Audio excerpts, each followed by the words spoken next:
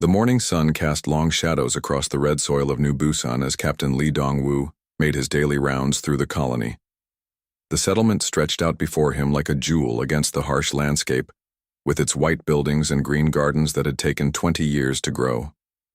Children played in the streets while their parents worked in the fields and factories that made this world feel like home. Lee walked past the school where his own daughter attended classes with 200 other kids. The sound of their laughter, mixed with the hum of machinery and the calls of the farmers in the distance. This was what they had built together, all 200,000 of them who had left Earth behind to make something new among the stars. Dr. Park Nari was waiting for him at the Science Center, her face showing the worry that had been growing for weeks. She held a data pad in her hands and pointed to the strange readings that kept appearing on their long-range sensors. Energy signatures that moved in patterns no natural phenomenon could explain, always just beyond the edge of their scanning range. They are still out there, she said, showing him the latest data. 3 different groups staying just far enough away that we cannot get a clear reading. They have been watching us for almost a month now. Lee studied the information and felt a cold weight in his stomach. In all his years as a colony defense officer, he had never seen anything like this. The readings suggested ships, but not human ships. Something else entirely was moving through the darkness between the stars, and they were all focused on the human colonies in this sector. "Have you contacted the other settlements?" he asked. "I tried reaching Harmony Station and Port Gangwon, but they are having the same problems. Strange contacts that appear and disappear, always staying just out of range. Commander Kim Tae-ho from the Aguka said he would investigate, but his ship is still 3 days away." Lee nodded and tried to push down the fear that was building in his chest. New Busan had basic defenses, enough to handle pirates or small raiders, but nothing that could stand against a real military force. They were farmers and scientists and engineers, not soldiers. The nearest military base was weeks away by the fastest ship. That afternoon, the children were playing soccer in the main square when the sky began to change. What started as a few strange lights quickly became something that made every adult stop what they were doing and look up in terror. Massive shapes were appearing in the atmosphere, their hulls dark and smooth like the shells of insects, but larger than any ship humanity had ever built. The Velthari had come without warning. Without any attempt to communicate or make demands, their ships moved with a grace that seemed impossible for something so large, sliding through the air like they were swimming through water instead of flying. They took positions above each of the colony's major population centers and simply waited. Lee ran to the defense center and activated the emergency broadcast system. His voice carried to every building in the settlement as he told people to get to the underground shelters that had been built for emergencies like asteroid strikes or solar storms. No one had ever imagined they would be hiding from alien warships. The attack began exactly 5 minutes after the ships had finished positioning themselves. Beams of blue-white energy lanced down from the vessels, turning buildings into clouds of vapor and glass. The weapons made no sound, but the destruction they caused was complete and terrible. Entire city blocks disappeared in seconds, along with everyone who had not made it to safety. Lee watched from the defense center as his world died around him. The shelters were strong, but they had not been designed to withstand military-grade plasma weapons. One by one, the underground refugees were found and destroyed. The screaming on the communication channels lasted only a few minutes before silence fell across New Busan. Dr. Park Nari was with him when the defense center's shields finally failed. She grabbed his hand as the ceiling began to glow with heat from the weapons above. In those last seconds, she told him about her research into the old files, about references to something called the Dragon Compact that she had found in the historical archives. Lee tried to remember her words even as the world turned white around them. Commander Kim Tae-ho arrived with the Aguka 18 hours after the attacks had ended. His ship dropped out of hyperspace to find 3 dead worlds orbiting their stars, like burnt offerings.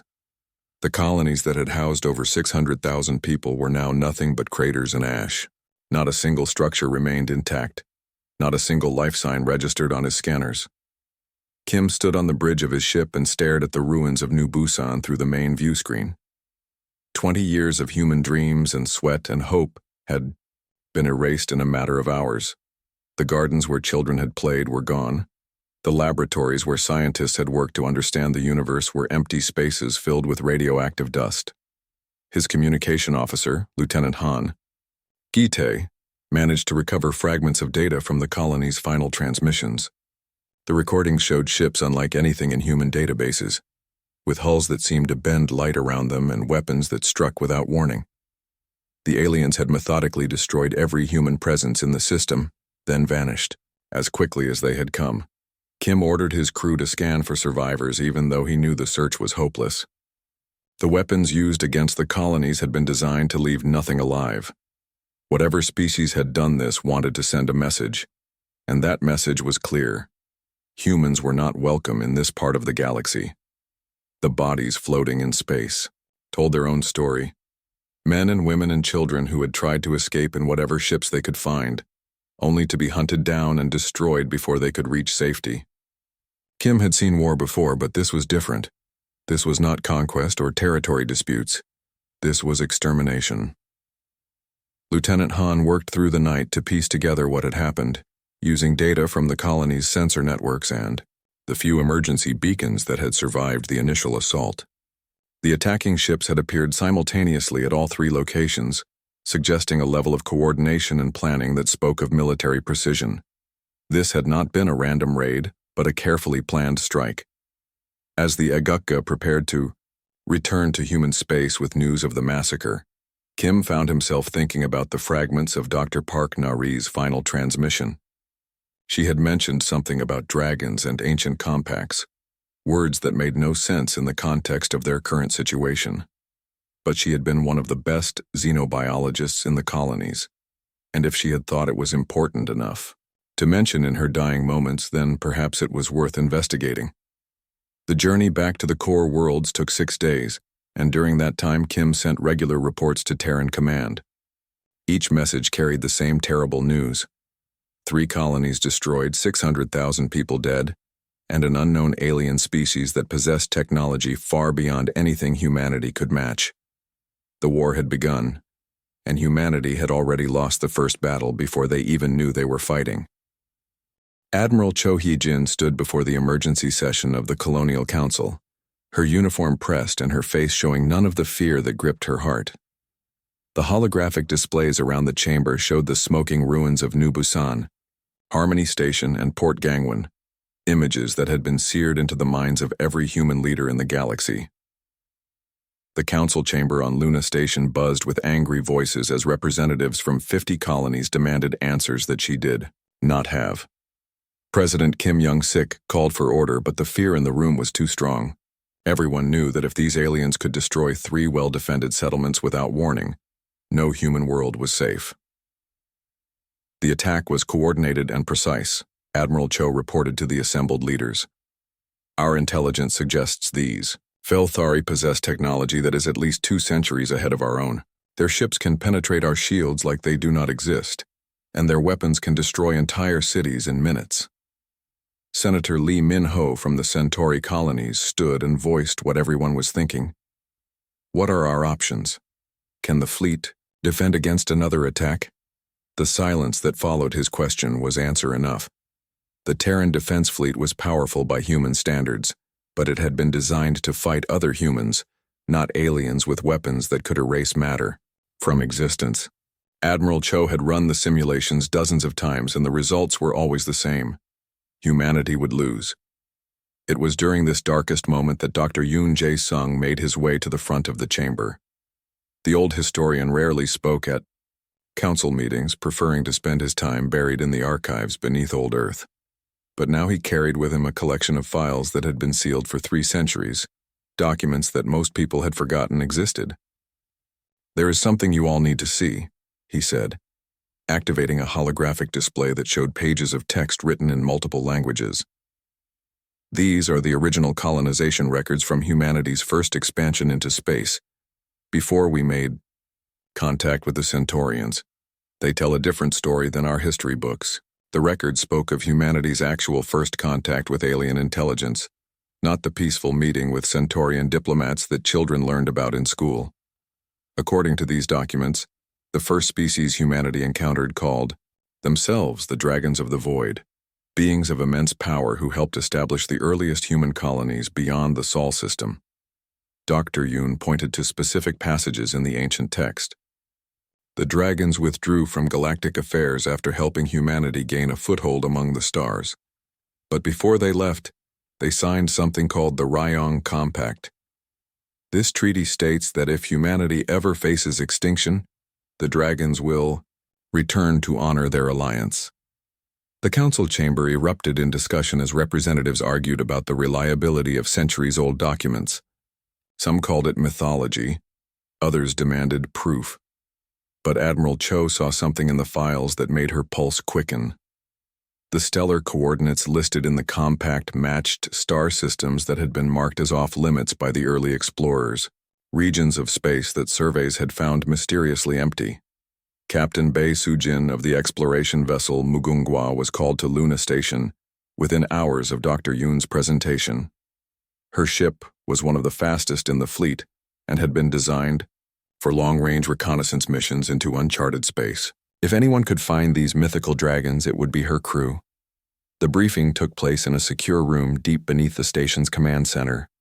Admiral Cho handed Captain Bae a sealed data chip containing everything they had discovered about the Ryong Compact. The coordinates were incomplete, pointing to a region of space that existed at the intersection of several nebulae, an area that had never been properly surveyed because of the navigation hazards. "You understand this is likely a suicide mission," Admiral Cho said as she walked Captain Bae to the docking bay, where the Mugunghwa was being prepared for departure. "We are sending you to find beings that may not exist, based on documents that could be complete fiction." Captain Bae nodded and secured the data chip in her uniform pocket. "With respect, Admiral, staying here and waiting for the Velthari to finish what they started is also a suicide mission. At least this way we die trying to find a solution." The Mugunghwa launched from Luna Station 12 hours later, its destination a mystery to everyone except the 5-person crew that Captain Bae had handpicked for the mission. Engineer Kang Min-woo had volunteered despite having a wife and 2 children waiting for him on Mars. Navigator Song Yoon-ji was the best stellar cartographer in the fleet, someone who could find her way through the most dangerous regions of space. Dr. Shin Ye-won joined the crew as their xenobiologist and linguist, her expertise in alien communication protocols making her invaluable if they actually found someone to talk to. The final member of the team was Sergeant Park Dong-hyun, a Marine who had served in the border conflicts with human pirates and understood that sometimes diplomacy required the backing of superior firepower. As the Mugunghwa entered hyperspace and began its journey toward the unknown coordinates, Captain Bae gathered her crew in the ship's small conference room. She showed them the files that Dr. Yoon had discovered and explained their mission in simple terms. They were looking for dragons in space, ancient allies who might be humanity's only hope for survival. The journey to the coordinates took 8 days through hyperspace, followed by another week of careful navigation through the hazardous nebulae that surrounded their destination. The region was filled with gravitational anomalies and radiation storms that played havoc with their sensors, making it impossible to scan more than a few thousand kilometers in any direction. Navigator Song Yoon-ji worked around the clock to plot a safe course through the dangers, using ancient star charts and mathematical models to predict where the worst hazards lay. Twice they were forced to drop out of hyperspace when gravity wells appeared without warning, massive distortions that could have crushed their ship if they had not been detected in time. It was Dr. Shin Ye-won who first noticed the energy readings. That did not match anything in their databases. The patterns were too regular to be natural phenomena, but unlike anything produced by known technology. As they moved deeper into the nebulae, the readings grew stronger, until finally their sensors detected what appeared to be artificial structures ahead. Ryong Prime materialized out of the cosmic dust like something from a dream. The world existed in a pocket of stable space-time that had been carved out of the surrounding chaos, its surface visible through atmosphere that shimmered with colors that had no names. Cities of crystal and metal covered the planet's continents, their spires reaching up toward space like fingers grasping for the stars. Captain Bae ordered the Mugunghwa to maintain a respectful distance while they studied the world and tried to understand what they were seeing. The planet's technology was beyond anything humanity had imagined, but there were structures that looked familiar, architectural styles that seemed to echo human designs from centuries past. It was then that the dragons made contact, not through radio transmissions or laser communications, but by speaking directly into their minds.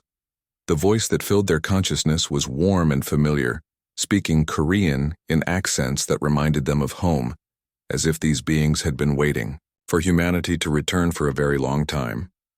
"Welcome, children of Earth," the voice said inside their heads. "We have been expecting you." The landing bay that welcomed the Mugunghwa was unlike anything Captain Bae Soo-jin had ever seen.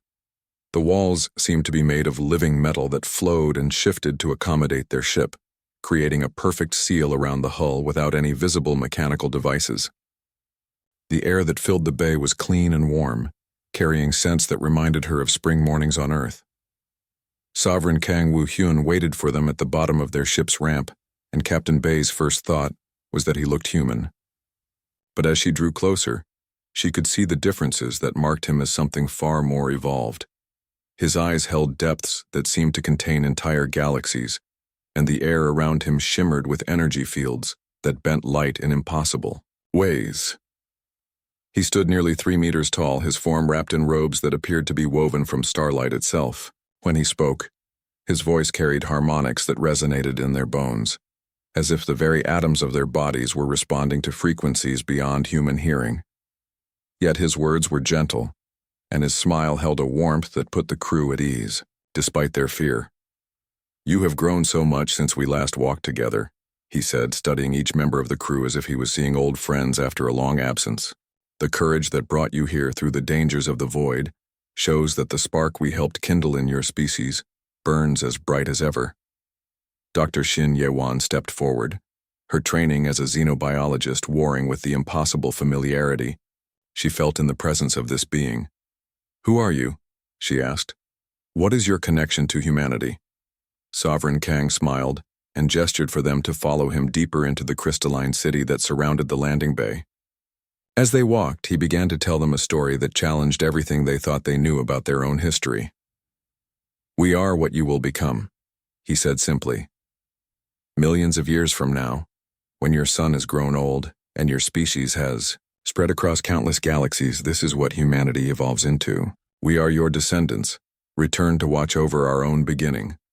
The city around them pulsed with life and energy, its buildings growing and reshaping themselves as they passed. Captain Bae saw beings that were clearly once human, but had transcended the limitations of flesh and bone. Some existed as pure energy, their consciousness flowing through crystalline networks that spanned the entire world. Others had retained physical forms but enhanced them with technologies that blurred the line between biology and machinery. Clan Mother Song Mi-young joined them as they walked, her presence even more overwhelming than the sovereigns. She appeared as a woman in her 30s, but her eyes held the wisdom of eons. Streams of data flowed around her like ribbons of light, information from across the galaxy that she processed as easily as breathing.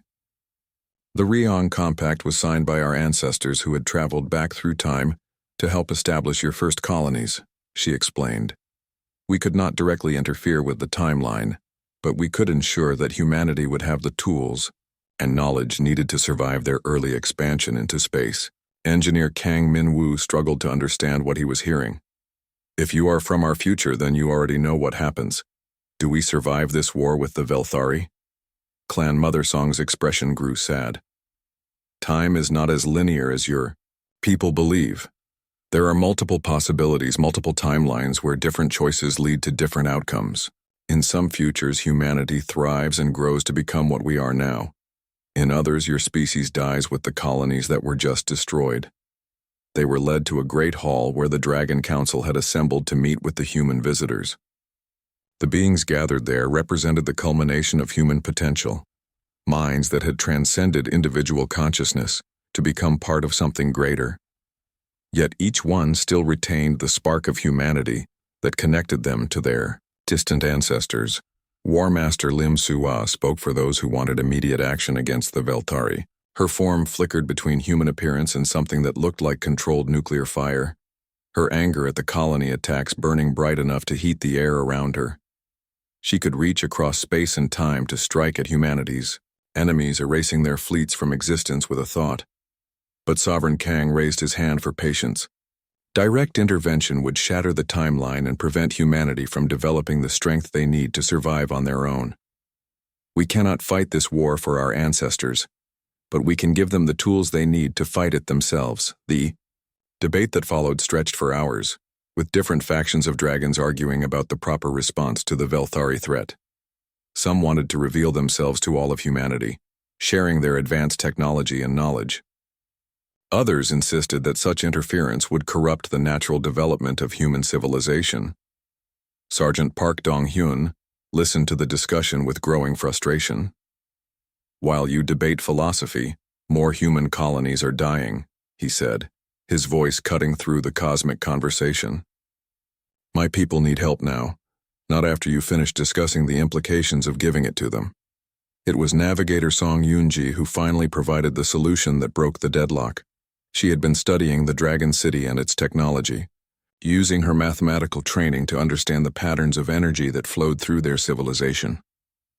What she discovered was both beautiful and terrifying in its implications. "You do not have to fight the war for us," she said to the assembled dragons, "but you could make us strong enough to fight it ourselves. The energy patterns I see here, the way you manipulate matter and space-time, these are not alien technologies. They are human technologies, evolved far beyond our current understanding." Dr. Shin Ye-wan understood immediately. Enhancement, rather than replacement. You could accelerate our development, give us access to abilities that we would naturally develop given enough time. Clan Mothersong nodded slowly. It would require volunteers willing to undergo transformation. The process would change them, at the fundamental level, making them something between what humanity is now and what we have become. They would gain power, but they would lose their purely human nature. Captain Bay felt the weight of the decision settling on her shoulders. They had come looking for allies and found something far more complex. A choice between remaining human and weak, or becoming something else and strong enough to survive. The dragons could not fight the war for humanity, but they could give humans the power to fight it themselves. The Sovereign showed them images of what the enhancement process would involve. Volunteers would be bonded with dragon technologies that existed partially outside normal spacetime, granting them abilities that seemed like magic, but were actually applications of science so advanced that it appeared supernatural. Enhanced. Humans could manipulate energy and matter at the quantum level, survive in the vacuum of space, and think at speeds that made normal human consciousness seem frozen. The choice must be made freely, Sovereign Kang warned.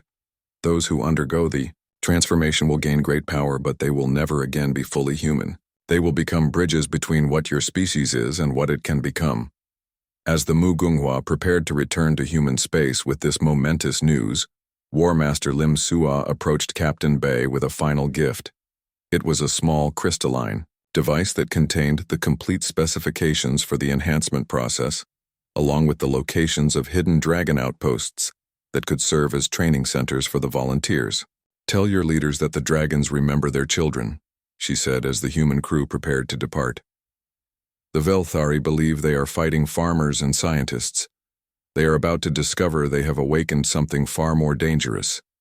The journey back to human space took half the time of their outward voyage, as the dragons had provided them with navigation data that allowed them to avoid the worst hazards of the nebulae.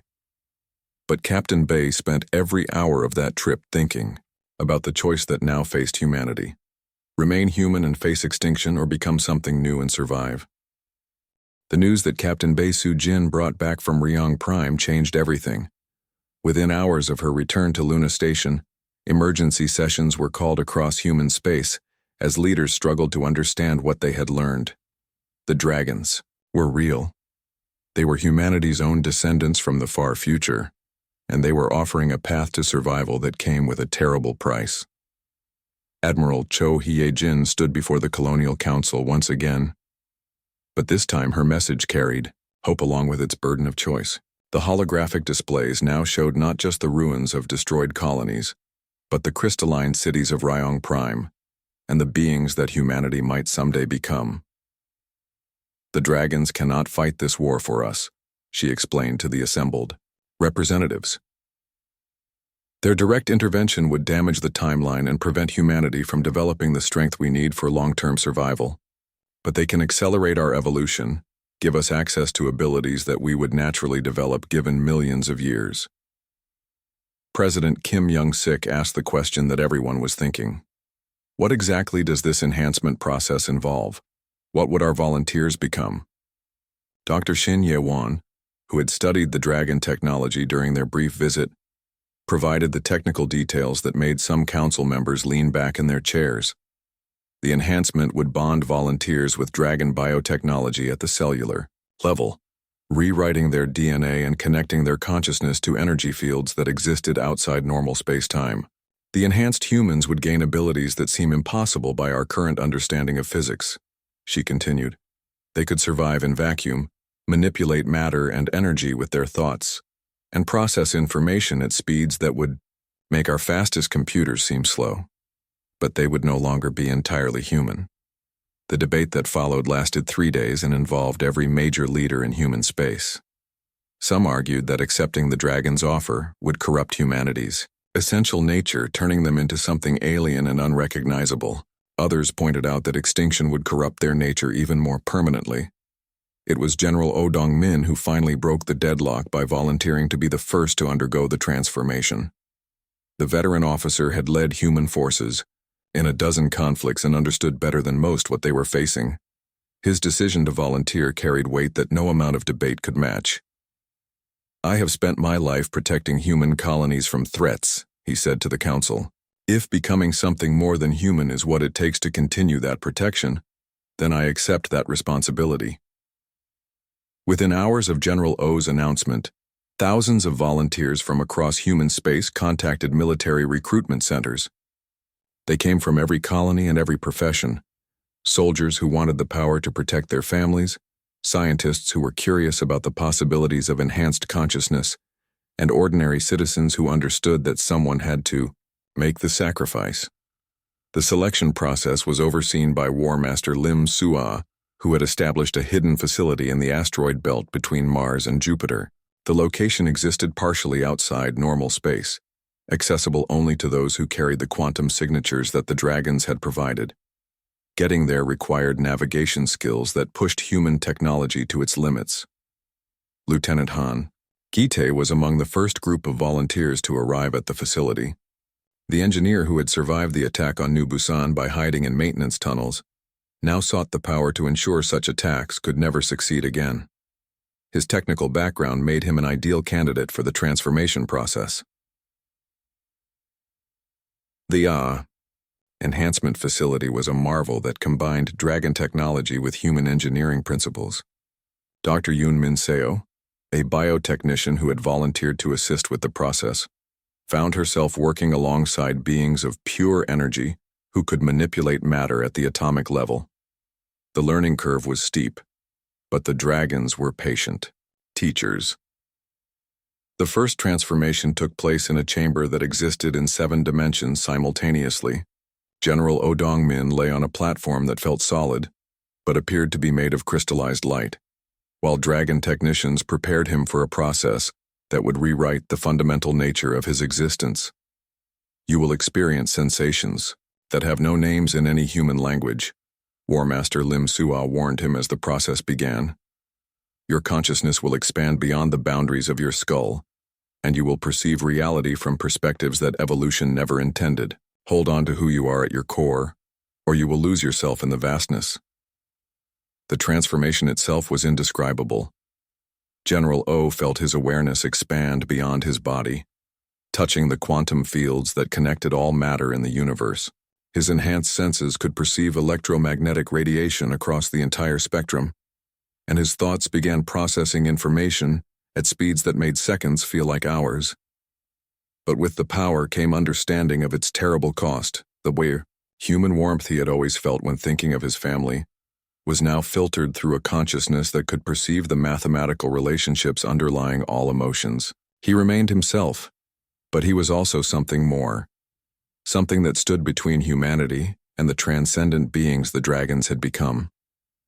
The second wave of volunteers included Captain Jeon So-min, a fighter pilot whose reflexes and spatial awareness made her ideal for the enhanced combat abilities the dragons could provide. The transformation gave her the ability to phase shift, allowing her consciousness to exist in multiple dimensional states simultaneously. Sergeant Major Ryu Hyunwoo led a group of Marines who volunteered for enhancement to serve as boarding specialists.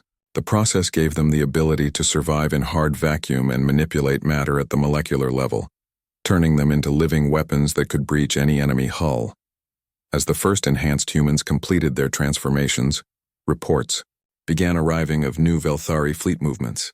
The aliens had interpreted humanity's silence after the colony attacks as submission and were preparing for a second wave of strikes that would target the core worlds.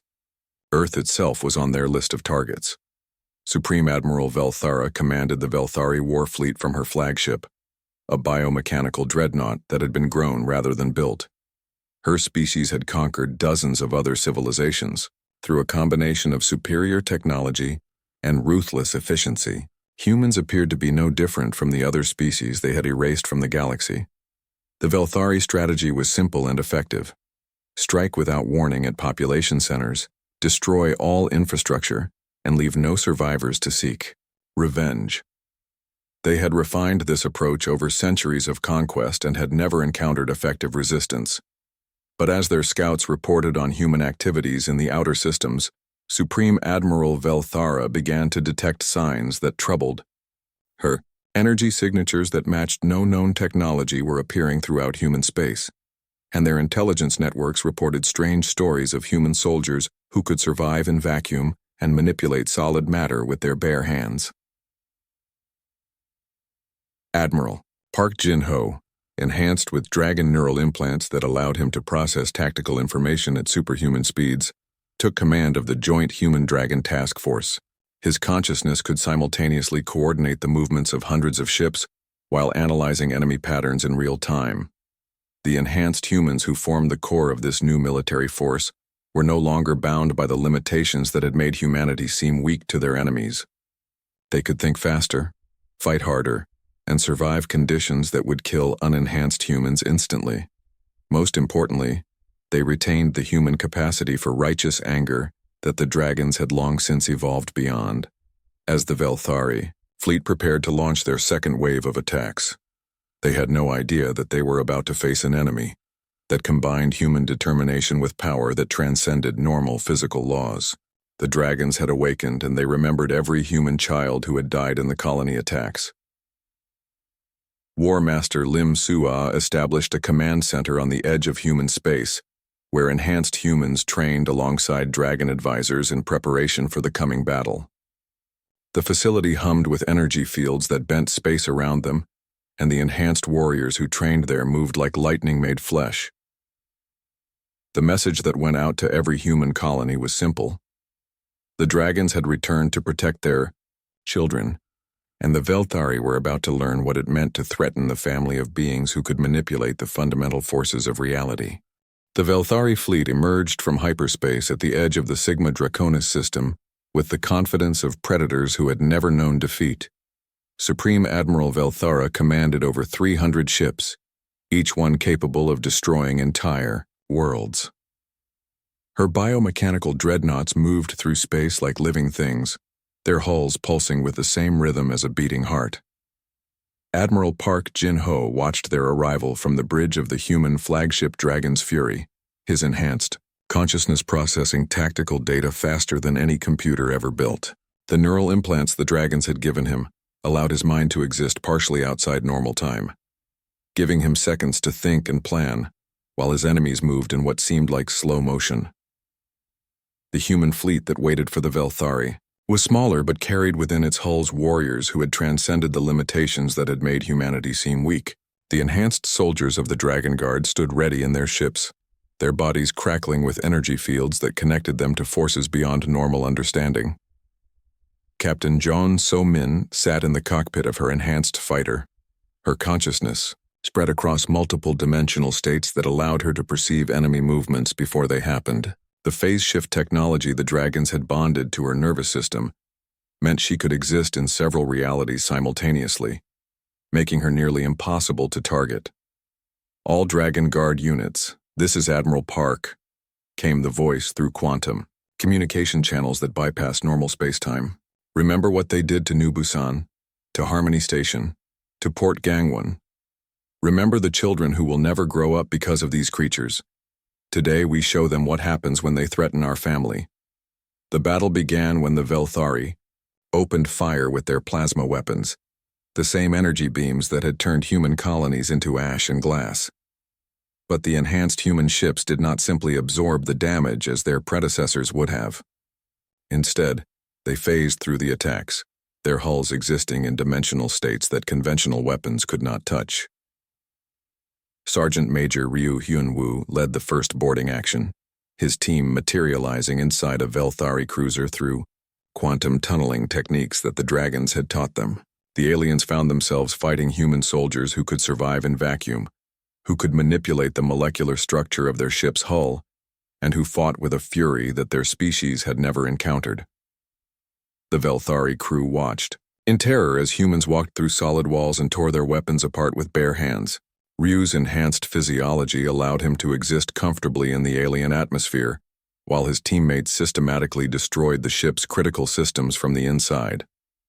Supreme Admiral Velthara realized within the first hour of combat that she was not fighting the same species that had built the colonies her forces had destroyed. These humans moved like living energy, their ships performing maneuvers that should have been impossible, their weapons striking with precision that suggested they could see through time itself. Dragon Prince Nam Tae-jun manifested on the battlefield. As a being of pure plasma, his consciousness no longer bound by physical form, he moved between Velthari ships like controlled lightning, his presence alone enough to overload their biomechanical systems. When he struck, entire dreadnoughts simply ceased to exist, their matter converted into energy that fed his growing power. The Velthari began to retreat, but their withdrawal was blocked by Captain Lee Da-hai, one of the first humans to undergo the Dragon enhancement process. Her ship existed in 12 dimensions simultaneously, allowing her to appear anywhere, on the battlefield instantly. She had lost her entire family in the New Busan attack, and her enhanced consciousness burned with a cold fury that made space itself seem to freeze around her. "You wanted to see what humans are capable of," she broadcast on all frequencies as her weapons tore through the retreating Velthari fleet. "Now you know. We are the children of dragons, and we do not forget our dead." The battle that followed was unlike anything the galaxy had ever witnessed.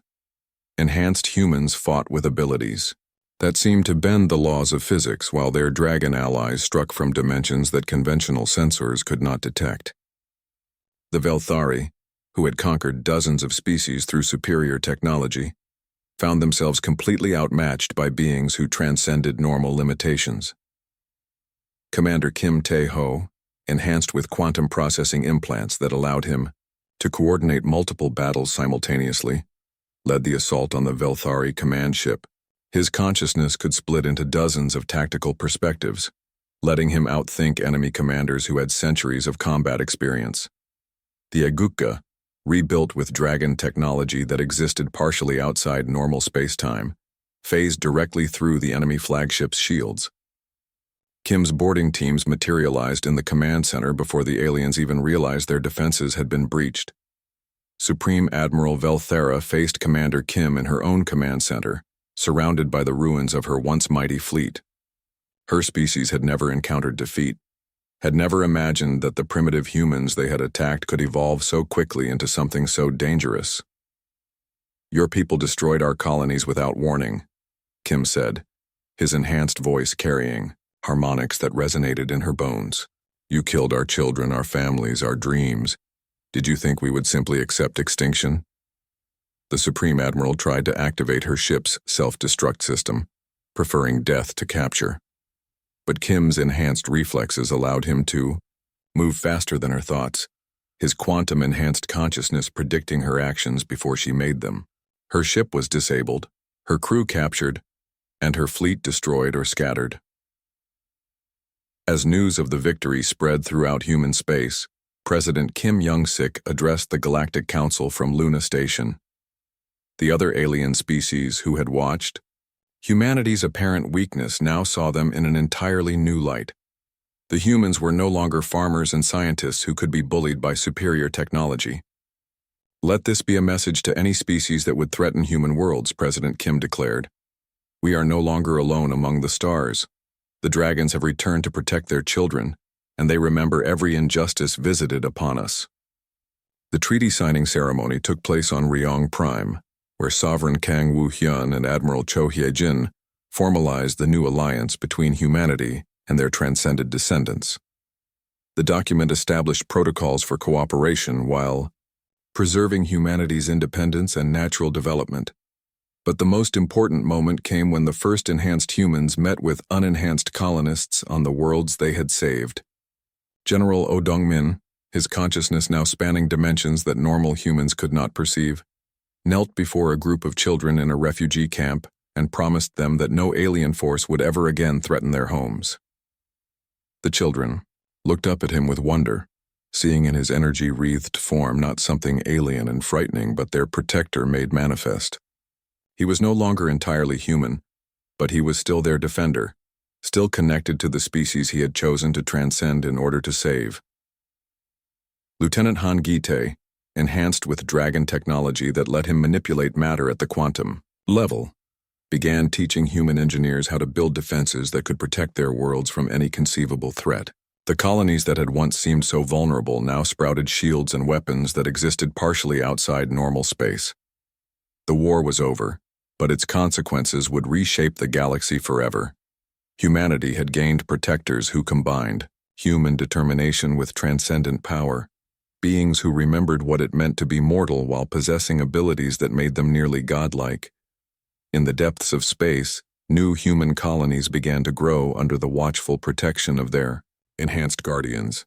The Dragon Guard patrolled the borders of human space, their ships moving like living stars between the worlds they defended, and on distant Ryong Prime, the ancient dragons watched their younger selves with satisfaction, knowing that the timeline was secure and that humanity would survive to become everything they were meant to be. The children had grown strong, and the galaxy would never again mistake human compassion for weakness or human love for vulnerability.